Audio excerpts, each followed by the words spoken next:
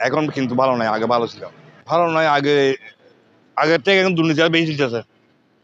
বিশ্বাস করেন, দুর্নীতি আছে, মানে প্রত্যেক কাজে দুর্নীতি আছে। কি কাজ? সব কাজে। যেন আপনি আপনি মনে করেন এই বাজারে যান, ট্যাক্স বেশি নিতে আছেন, এই আপনার জিনিসপত্রের দাম দুর্নীতি হয়েছে, সবগুলি দুর্নীতি আছে না। এখন আপনাদের আগে যে ব্যবসা চলছে, এখন এক ব্যবসা নেই। ব্যবসাটা মানে খুব ঠান্ডা, দুর্নীতির কারণে খুব ঠান্ডা হয়ে গেছে। মেডিকেল নিয়ে চিটিয়া মেডিকেল অনেক দুর্নীতি, বড় দুর্নীতি আছে চিটিয়া মেডিকেল।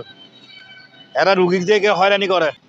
আমি নিজেই এই ইয়া ছিলাম। আমার যখন এই অপারেশন রুগী ছিল, প্রথমে একটা সিট দিয়েছিল, বুঝছেন, সেরকম আবার একটা সিট দিছে, তারপর আবার একটা সিট দিছে, 3টা সিট দিছে আমারে।